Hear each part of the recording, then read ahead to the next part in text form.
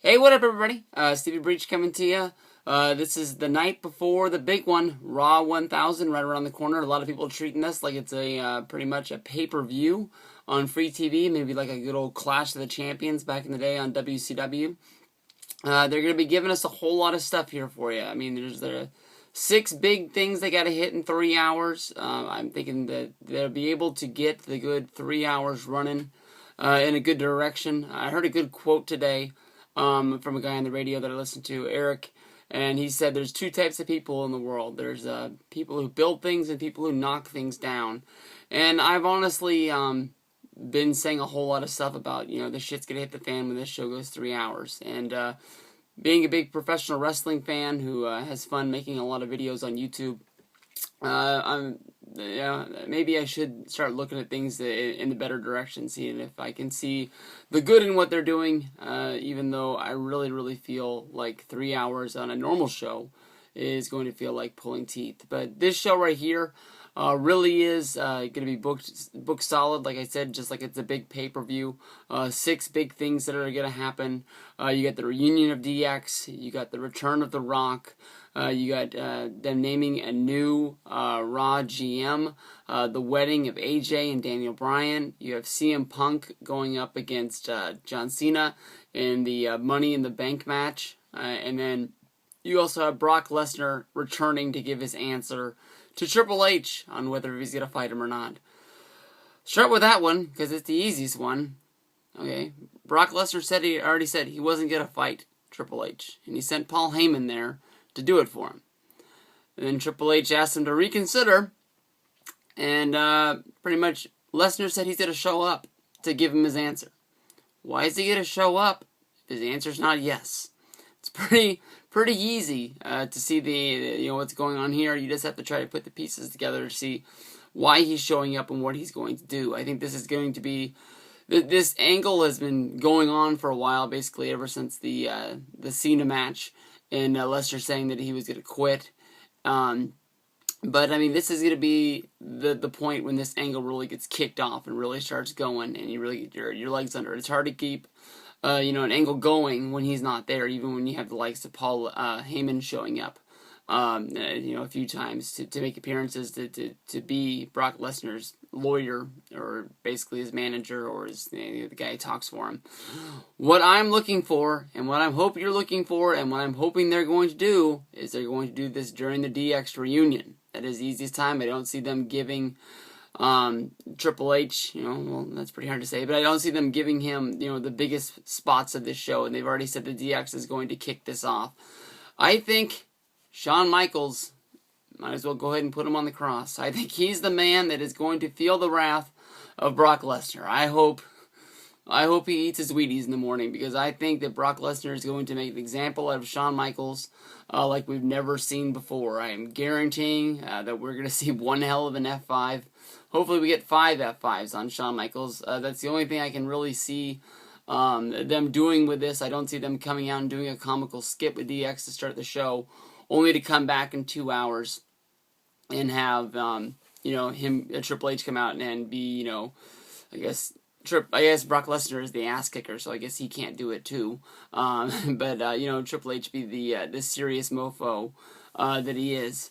From there, we have The Rock coming out. The Rock has already said on Twitter that he's coming to announce his goal of becoming the WWE champion. Well, not really announce it, because he announced that the night after Mania, but this is the first time we've seen him, and he's going to start laying the blueprint on how he's going to get there.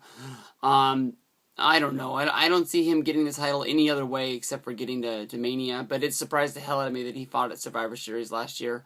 I don't think we're going to be lucky enough to get him for SummerSlam. I don't know a pay-per-view they would bring him in, but then you got to look at, they wasted Brock Lesnar's return on the pay-per-view after Mania. The fucking shit, whatever they call that pay-per-view. That'll surprise me too. So I don't think The Rock's coming back to any second tier thing, and I don't think Survivor Series is in a real big city. I can't remember off the top of my head where that's at.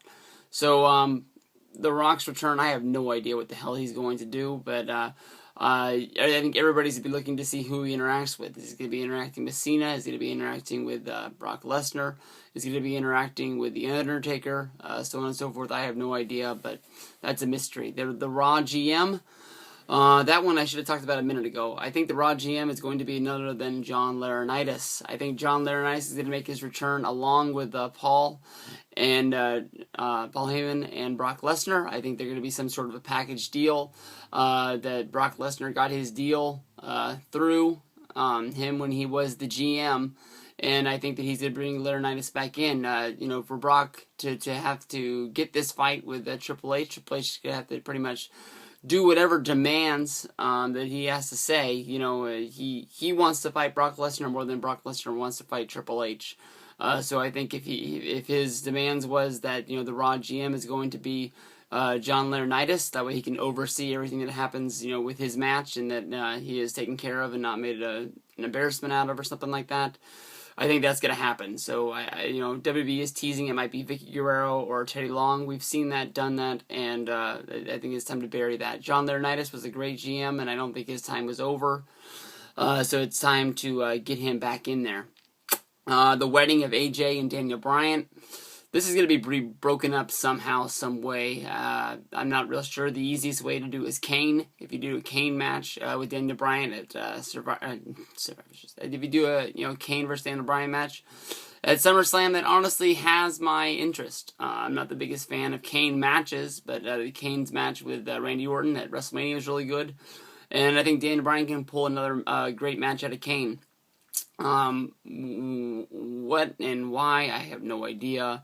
But AJ's been heavily featured on TV lately, and I don't see her going anywhere. And I think that if they just do a straight up wedding like they did at SummerSlam '91 with Macho Man, I think that there's no way to really go from there except make these guys good guys and ride off into the sunset. If you want to keep Daniel Bryan heel, something has to happen here, and he has to get screwed. Then we go on to the main event. It's going to be CM Punk against John Cena. Yeah, Cena cashing in the Money in the Bank. I've already said this pretty much, but Big Show's getting involved in this. I think the triple threat is going to be Big Show, CM Punk, and John Cena at SummerSlam. I don't see Big Show just being evaporated out of the WWE Championship picture, even though I really wish that he was. But we're in for a good match. But I think that the ending is going to be a buzzkiller to a lot of people. But I think it's going to be setting up, the future for us.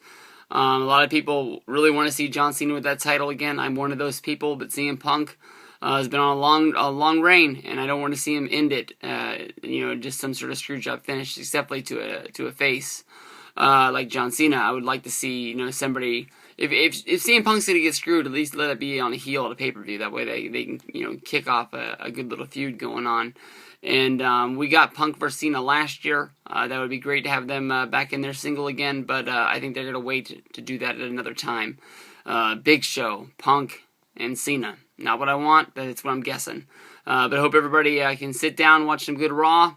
I wish I could, but I'll be at work. I tried everything to get it off, but no one wanted to help. So it looks like I'll be watching it as soon as I get home. Don't spoil it for me on Twitter now. I'll be peeking anyways because it's the Big Show. But thanks everybody. Peace out.